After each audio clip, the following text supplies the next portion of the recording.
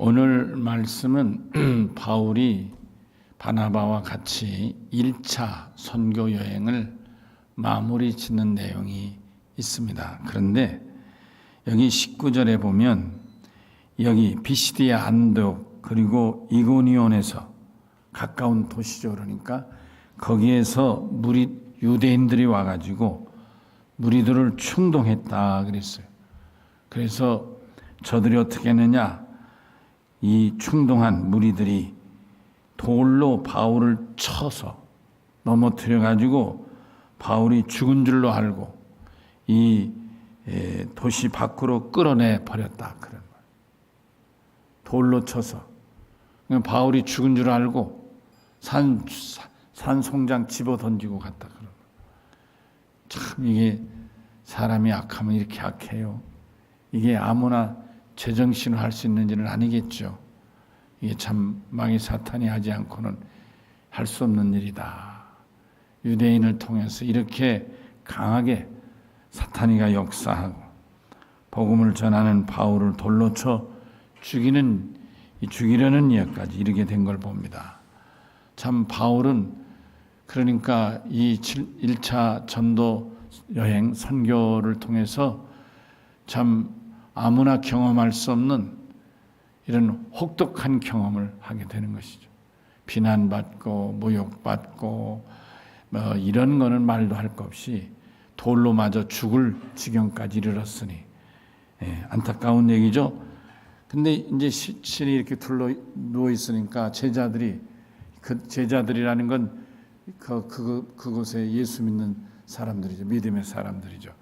그들이 쭉 죽어 나자빠져 있는, 아마 우리로 말하면 기절에 넘어져 있겠죠. 기절에서 근데 죽은 걸로 아는 거죠. 자기 돌로 쳤으니까. 기절에 누워있는, 죽은 것 같이 누워있는 이 바울 뺑 둘러 서 있는데, 그때 바울이 그 사람들이, 제자들이 둘러서는 그 자리에서 또 다시 생기를 얻어서 회복을 해서 일어나게 됐다 그런 말. 이쯤 되면 바울이 덧정 없어서 이제 그곳을 빠져나가야 될 텐데 바울은 그렇지 않았어요. 오히려 보세요. 그 성에 들어갔다가 이튿날 그랬어. 다시 자기를 돌로 쳐 죽여 내친 그 성으로 다시 들어가서 다음날 어디로 갔느냐? 더베라는 곳. 더 끄트머리, 더 내륙 지역이죠.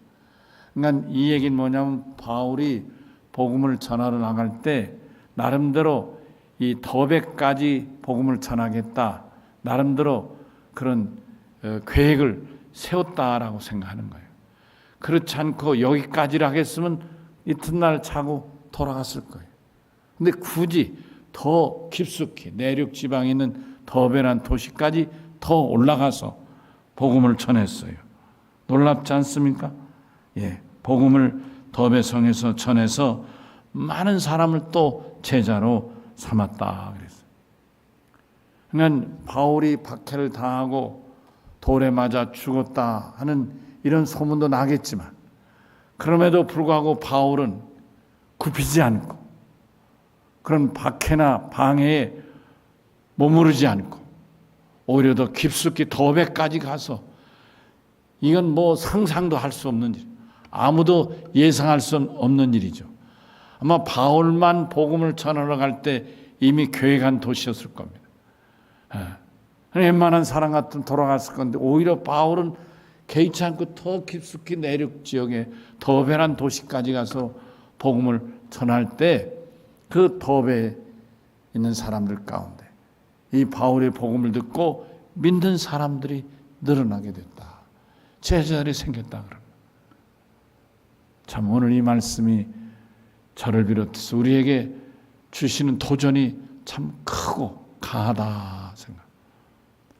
복음을 전하는 일은 끝이 없다 그런 말이에요. 목숨을 거는 일이고 내가 갈 최종 목표가 복음 증거의 길이 아닌가. 흔한 말로 돈이 나옵니까? 밥이 나옵니까? 누가 알아를 줍니까? 오히려 싫다고 돌 쳐서 죽이려고 하는 마당인데, 그럼에도 불구하고 바울은 이방인에게 복음을 전하고 내가 택한 그릇이라고 부르신 주의 말씀을 붙들고 그는 더 깊숙이 더베까지 가서 복음을 전했다. 그런 말씀. 정말 고개가 숙여지고 가슴에 절여지는 참 대단한 이 바울의 복음의 사람, 복음의 열정을 보게 되는 것입니다. 복음의 열정. 그래서 여기서 더베에서 많은 사람을 제자로 삼고 다시 다른 길로 온 게 아니라 자기가 그간 복음을 전했던 도시를 다시 그러니까 더베까지 가서 다시 루스드라, 이고니온 이렇게 여기 그 다음에 비시디의 안디오 이렇게 차례로 그가 복음을 전해 올라왔던 도시를 다시 차례로 다시 돌아오는 그 도시들이 다 어떤 도시였어요? 자기에게 복음을 방해했던 유대인들이 있는 도시다. 자기를 모욕하고 자기를 방해했던 그 유대인들이 있는 도시인데 바울은 방해하고 박해하는 유대인들을 보고 다시 그 도시로 돌아오는 것이 아니라 자기가 가서 복음을 전할 때 말씀을 듣고 예수 믿기로 다짐했던 제자들 그들을 다시 굳건히 세우게 믿음의 굳건히 세우게 하여 다시 그 도시들을 차례로 방문하여 말씀을 전하는데 여기 22절에 제자들의 마음을 굳게 하여 혹시나 자기에게 이렇게 사람들 유대인들이 충동질해서 비난하고 내쫓고 모욕하고 이렇게 돌로 쳐 죽였다는 소문이 돌고 이런 것들 때문에 혹시라도 믿음에 상처되고 믿음이 약해져서 주저앉을 사람이 없을까 염려해서 자기를 돌아보는 것이 아니라 자기의 환난과 핍박 때문에 그 소문을 듣고 혹시 믿음이 약한 자들이 주저앉을까 봐 오히려 그들을 돌보기 위하여 다시 신방하는 자세로 돌아 저들을 권고하는데 뭐라고 권고합니까? 이 믿음에 머물러 있으라 권했다. 이 믿음이 어떤 믿음인가요? 굴하지 않는 믿음이에요. 넘어지지 않는 믿음이죠. 실족하지 않는 믿음인 것입니다. 아멘. 이 믿음이 우리로 하여금 천국까지 가게 하게 영생을 얻게 하는 믿음인 줄로 믿습니다. 이 믿음 말입니다. 핍박을 당해도 변함없는 믿음, 모욕을 해도 변함없는 믿음, 돌로 쳐 죽이려고 해도 쓰러졌으나 다시 일어나 흔들리지 않는 믿음. 어떤 소문이 돌고 어떤 나쁜 비판하는 소리가 들려도 흔들리지 않고 예수 붙드는 이 믿음 말입니다. 오늘 코로나19 때문에 전 세계가 너무나 어렵고 두려운 가운데 있고 우리도 예외 아니지만 사랑하는 성도 여러분, 오늘 우리에게 이 밤에 다시 한번 우리에게 강하게 도전해 주시는 말씀은 이 믿음에 굳게 서 있어야 되겠다는 다짐이 있어야 될 줄로 믿습니다. 아멘이시죠? 그렇습니다, 여러분. 아무렴 우리가 코로나19로 부담스럽다 한들 바울이 돌에 맞아 이렇게 죽은 기절을 할 만큼의 이 아픔은 아니지 않겠습니까? 이렇게 맹목적으로 충동질하여 모욕당하고 핍박당하는 이건 아니지 않습니까? 오늘 또 여러분에게 광고도 하고 속으로 기도하면서도 생각했습니다마는 사실 우리 교회가 얼마나 안전합니까? 물론 저는 교회를 40년 섬긴 목사니까 저 개인적으로는 우리 집보다 교회가 더 좋아요. 그리고 내 목양실에 오면 집에 들어간 것보다 사실 마음이 더 편하고 좋습니다. 오죽하면 내가 죽으면 요 앞에 묻히고 싶다 이런 얘기까지 하겠습니까? 저는 사실 우리 교회보다 더 안전하고 편안하고 좋은 것은 없습니다. 저는 여러분들에게도 우리 교회가 가장 이 세상에서 안전한 어떤 의미에서 도피성이고 하나님이 여러분을 눈동자같이 지키시는 보호하시는 축복하시는 복된 자리인 줄 믿으시기 바랍니다. 아멘이시죠? 여러분, 하나님이 복을 주시길, 하나님이 기준이 있어 복을 주신다면 이런 코로나19에도 개의치 않고 예배 열심히 참여하는 사람에게 더 복을 주시겠습니까? 아니면 코로나19가 두렵다고 염려된다고 이런 이유 저런 이유로 예배에 참여하지 않는 사람을 더 좋아하시겠습니까? 이런 어려울 때 더 열심히 기도하고 매달려 오늘 낮에 같이 예레미야 같이 나라를 위하여 기도하는 성도를 더 좋아하시겠습니까? 자기 한 몸 지키려고. 여러분, 코로나는 공기로 통하는 거잖아요. 집이라고 안전해요? 산꼭대기라고 안전해요? 굴이라고 안전해요? 여러분 생각해보세요. 어디가 안전해요? 하나님이 지키시는 여기가 가장 안전한 곳인 줄로 믿습니다. 그래서 오늘 바울은 이렇게 말합니다. 이 믿음에 굳게 머물라. 여러분, 바람이 불면 바람이 부는 대로, 눈이 오면 눈이 오는 대로. 제가 어젠가 그저께 요 살구나무를 가서 살짝 나무를 지펴며 내가 그랬어요. 야, 너 참 수고 많았다. 너 고생 많았다. 내가 살구나무에게 얘기를 하면서 그래서 보니까 그 노랗게 익었던 살구도 다 떨어졌는지 땄는지는 모르지만 이제 하나도 보이지 않더라고요. 예. 그리고 낙엽도 약간 시드는 느낌이 들어요. 그래서 야야, 너 참 수고 많았다. 내 할 일 참 잘했구나. 이런 생각이 들고 그런 얘기를 이 살구나무 제가 한 적이 있어요. 저 혼자 그냥 이렇게 살구나무 붙들고 이런 얘기를 했습니다만 얼마나 아름답습니까? 이 살구나무가 살구를 다 이제 떨어졌습니다만은 여기까지 이르기에 살구는 바람도 많이 불었을 테고 안 그렇습니까? 비도 많이 맞았을 거고 햇빛도 많이 쬐었을 거고 천둥 소리도 많이 들었을 것이고 비행기 소리 혹은 또 미세먼지 별의별 그 풍상을 다 겪었을 거 아닙니까? 그렇지만 바로 그 자리에 서서 자기가 맺었던 살구를 다 이제 익혀 따기까지 한 걸 보면서 참 넌 내 할 일을 잘한다. 사는 성도들, 우리가 믿음도 이렇게 굳게 지켜야 될 줄로 믿습니다. 내가 앉을 자리, 내가 서 있어야 할 자리, 내가 전할 복음은 변함없어야 되지 않겠느냐, 그런 말씀. 아멘. 아멘이시죠? 그럼 목사가 돼가지고 코로나19라고 뭐 부담된다고 교회 안 온다면 여러분 상상이나 되겠습니까? 아멘. 천국은 목사만 갑니까? 그렇습니까, 여러분? 장로님도 가고 집사님도 권사님도 가셔야 되지 않겠습니까? 그런 것 아닙니까? 우리는 하나님 앞에 우리를 향해 부르시고 원하시는 믿음이 어떤 믿음이냐? 이 믿음, 굳게 서는 믿음인 것입니다. 어떤 상황에서도 내 자리를 지키는 믿음, 어떤 상황에서 내가 서야 할 자리를 서 있는 믿음 말이에요. 어떤 상황에서 변함없이 내가 전할 메시지를 전하는 믿음 말입니다. 누가 핍박하고 누가 비난하고 누가 무슨 소리를 해도 흔들림 없이 말입니다.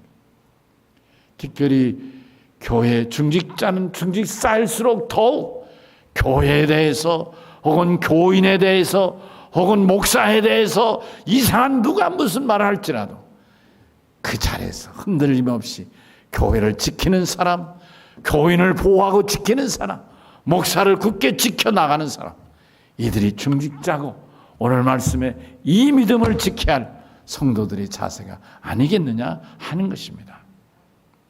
우리 다 같이 아멘 하십시다. 아멘. 그렇습니다. 그리고 바울은 나아가서 뭐라고 말합니까? 또 우리가 하나님의 나라에 들어가려면 많은 환난을 겪어야 할 것이다. 그러니까 앞으로도 우리가 가는 길은 환난이 기다리는 길을 가는 것이다. 그래서 우리가 가는 거룩한 성도의 길이고 좁은 길이고 생명에 이르는 길이고 아멘이시죠? 훈련의 길이라 그런 말씀. 하나님이 이스라엘을 40년 훈련시킨 것이 그게 이스라엘에게만 해당되겠느냐 그런 말씀. 여러분과 저에게도 전혀 그대로 적용될 수 있는 훈련이라고 믿는 것입니다. 환난도 이기고 시험도 이기고, 아멘이시죠? 시험에 넘어지는 자는 용수철이 망가진 자입니다, 여러분. 시험을 이기는 자는 용수철이 쌩쌩한 사람인 것입니다. 오뚜기를 넘어뜨려도 딱딱 일어서는 이 오뚜기는 용수철이 살아있는 용수철 아닙니까? 근데 집어던졌는데 떼구르 둥글고 만다면 용수철이 다 무너진 사람, 오뚜기에 불과한 것이다, 그런 말. 아멘이시죠? 그럼 여러분, 저는 여러분도 공감하시겠지만 이 코로나19가 물론 의학적으로 보면 전염병이죠. 그리고 세계를 이끄는, 세계를 뒤덮는 소위 팬데믹이죠, 팬데믹. 전 세계의 전염병이란 그런 의미잖아요. 그래서 의학적으로는 또 치료제도 개발해야 되겠고, 백신도 개발해야 했고, 할 일이 많이 있습니다. 그러나 자연의 관점에서 보면 이 코로나19가 우연히 생겼겠습니까? 저는 그렇게 생각하지 않습니다. 자연 생태계학자들이 말하듯이 자연을 파괴시킨 무서운 대가라, 그런 말씀입니다. 그냥 두면 되는데 이런 이유처럼 개발이라는 명목으로 얼마나 많이 자연을 파괴시키냐, 그런 말이에요.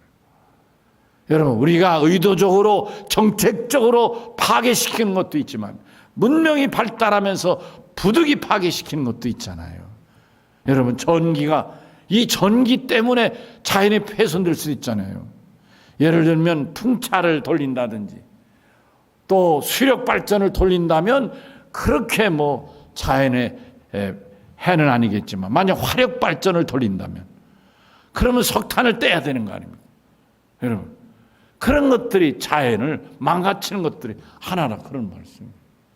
그러니까 지금 우리나라가 차 없는 사람 없지만 우리가 다 자연을 훼손하는 공범들이라, 그런 말인 거예요. 그런 마음으로 차를 운행하는 거죠. 어쩔 수 없지만은 최대한 매연을 줄여야 되겠다는 늘 그런 부담을 갖고 있지만은, 그러나 여러분, 우리가 자동차를 타고 이 전기를 쓰고 이 자체가 자연을 훼손하는 것. 게다가 산을 깎아서 뭐를 만들고 바다를 막아서 뭐를 만들고 하는 것은 정말 질서를 어지럽히는 일들이죠. 이런 것이 우리나라만 있는 게 아니잖아요. 세계 도처가 이 일을 하고 있잖아요. 그래서 북극이나 남극에 얼음들이 막 빙하가 녹아지고, 얼마 전에 알프스 산에서 어떤 여행객이 그 알프스 산에서 그 빙하가 녹은 곳에서 신문지를 주웠는데 50년 전에 인도에서 발행된 신문이었다는 겁니다. 50년 전에 인도 사람이 다녀가다가 거기다 집어던진 신문이 얼음이 녹고 빙하가 녹아가지고 이제 드러난 신문을 확인하게 된 것이죠. 무슨 얘기입니까? 코로나19는 자연의 관점에서 보면 자연 환경 파괴에 따른 어쩔 수 없는 대가일 수도 있는 거예요. 자연이 우리를 향하여, 야 인간들아, 내가 당하기만 할 것 같으냐? 그리고 어떤 의미에서 우리를 향하여 공격하는 것이 이게 코로나19일 수도 있겠다, 그런 말씀. 그러나 믿음의 관점은 더 무서운 것이죠.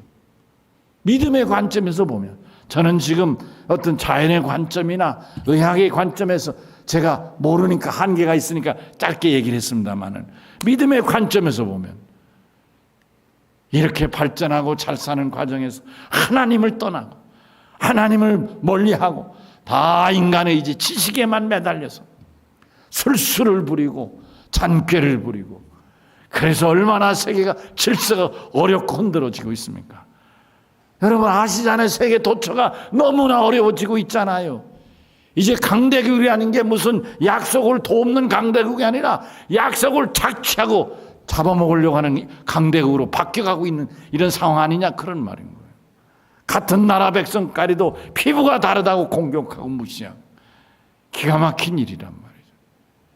다 하나님 무서운 줄 모르는 신앙에서 떠난 행위들이라, 불신앙적인 행위들이라, 이렇게 볼 때 여러분, 우리가 이 코로나19를 단지 두려워만 할 것이 아니라 하나님 앞에서 내가 믿음에 굳게 설, 아멘이시죠? 믿음에 굳게 서야 할, 중요한 교훈임을 깨달아야 될 줄로 믿습니다. 두려워서 피하는 자가 코로나19를 이기는 것이 아니라 이 믿음에 굳게 서서 환난과 핍박도 이겨내려는 강하고 담대한 믿음의 사람이 기필코 코로나19 같은 재앙도 이기고 극복해 나아가게 될 줄로 믿습니다. 여러분, 하나님이 우리를 부르실 때까지 우리는 끊임없는 환난을 당할 수도 있고 연단을 받을 수도 있다는 걸 우리가 깨달아야 될 줄로 믿습니다. 그리고 또 여기 22절에 보니까 바울은 이런 복음을 전하면서 다시 차례로 돌아와서 장로들을 택하여 세우고, 여러분 지금 우리의 교회 장로와 같은 이름이에요. 장로. 이 말은 뭐예요? 그들 새로 믿는 교인들 중에 그래도 믿음에 굳게 서 지키려고 애를 쓰고 공동체를 위해서 애를 쓰는 사람들을 분별해서 한두 사람이든 두세 사람이든 그 사람에게 공동체를 맡기고 교회를 맡긴 그 사람이 바로 장로다, 그런 말씀이에요. 장로는 교회를 굳게 지켜나갈 책임자다, 이런 뜻인 것입니다. 그러니까 10명 교인 중에 그 중에 한두 명이 이 나머지 교인들을 건사하고 이렇게 권고하면서 믿음을 지켜나간다면 그 사람을 장로로 세웠다, 이런 말씀이 되는 것입니다. 그러니까 오늘날 교회 장로란 직분과 여기 지금 장로로 세웠다는 것은 물론 지금하고는 다르지만, 그러나 하나님 앞에 교회와 교인을 섬긴다는 면에서는 그 직분은 같다, 그런 말씀인 것입니다. 장로를 택하여 금식 기도하며 그들이 있는 주께 그들을 위탁하고, 여기 믿음을 맡기고 비시디아 가운데로 지나서 밤빌리에로 말씀을 버허가 전하고 아달레로 이게 계속 급하게 내려가는 거예요. 저는 오늘 이 말씀 보면서 옛날 제가 천국 가던 생각이 나는 거예요. 보세요. 이제 바울이 복음을 전할 때 여기 가서 전했고 여기서 전했고 이렇게 계속 쭉쭉쭉쭉 지역 가서 한 이 기록들이 있어서 말씀을 전했는데, 오늘 보니까 그것이 그냥 한순간에 더베까지 갔다 우르르 해가지고 지금 자기를 파송한 여기 안디옥 교회까지 왔다고 여기 기록돼 있지 않습니까? 그렇죠? 배 타고 안디옥에 이르니, 여기 시리아 안독인 거예요. 위에는 비시디아 안독, 여기 시리아 안독, 안디옥 교회, 제2 예루살렘 교인 안디옥 교회. 바울과 바나바를 성령으로 기름 붓고 안수하고 파송했던 교회, 그 안디옥 교회까지 왔다 그러는 거예요. 제가 천국 갈 때 환상을 보고 천국 갔죠. 그때도 그랬던 것 같아요. 가는 길은 이런 길 저런 길 막 그러면서 이 마귀 사탄이가 저를 막 이 까마귀 독수리 같은 게 공격이 올 때 그거를 막 막아대면서 막 끙끙대고 막아대면서 그걸 목을 비틀고 떠튀고 막 이러면서 이렇게 천국을 들어가서 주님을 만나고 주님의 안내를 받고 했던 생각이 꽤 시간이 걸린 것 같은데, 주님께서 이제 이나야 내려가라.